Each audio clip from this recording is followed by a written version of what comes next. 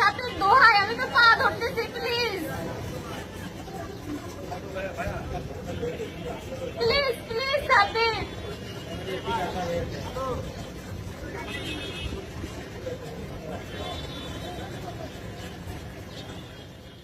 জঙ্গলের রাজা টারজান বয়ের মতো যশোর শহরের সিটি প্লাজা বহুতল ভবনের কার্নিশে কার্নিশে ৮ ঘন্টার অধিক সময় ধরে ঝুলে থাকেন সাব্বির। ফায়ার সার্ভিসের পাশাপাশি প্রেমিকাকে আনা হয় ঘটনাস্থলে যাতে সাব্বিরকে নামানো যায়, তবে প্রেমিকার ডাকেও কাজ হয়নি। তুই বান্দরের মতো ঝুলে থাকবি, মানুষকে এখানে পাহারা দিবে না, কি করবে?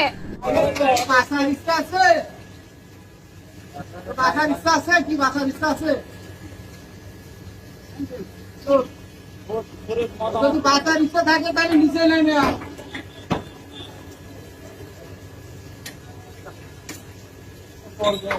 নেমে আয় না, প্লিজ সাব্বির। এই এই সাব্বির, সাব্বির বললে তুই মই দিয়ে নামবি। সাব্বির, তুই আমাকে বলতিস, সাব্বির তুই আমাকে বলতিস মই দিয়ে নামবি।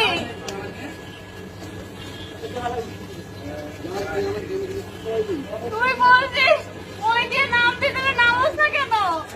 যশোর পলিটেকনিক কলেজের কয়েকজন শিক্ষার্থী জানান, চুয়াডাঙ্গা জীবননগরের ছেলে সাব্বিরকে পলিটেকনিক ইনস্টিটিউট হল থেকে ফোন ও টাকা পয়সা চুরির দায়ে শিক্ষার্থীরা তাকে আটক করে। পরে ওই যুবক যশোর MM কলেজে দর্শন বিভাগে পড়ুয়া তার সেই প্রেমিকাকে ফোন দিলে ওই প্রেমিকা পুলিশকে জানায়। মধ্যরাতে পুলিশ যশোর পলিটেকনিক ইনস্টিটিউটে গিয়ে সাব্বিরকে আটক করে থানায় নিয়ে আসে।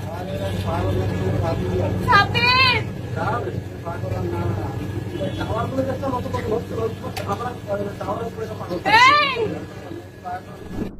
থানায় প্রতিশোধ করার পরে উনি বললো সকালে ওর গার্জেন আসবে, তারপরে হয়তো ওকে ছাড়বে, এরকম একটা গার্জেন বলে ওর।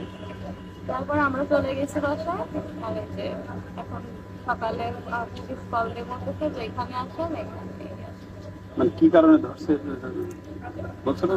ধরছে না, ওই যে নিয়ে আসছে ওইখান থেকে।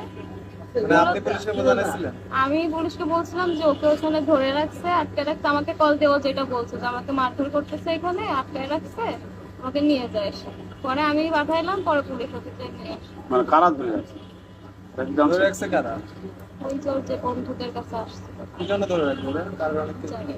হ্যাঁ, এই রোডটা তুই বান্দরের মতো ঝুলে থাকবি, মানুষকে এখানে পাহারা দিবে না, কি করবে? কেউ কিচ্ছু বলবে না তোকে।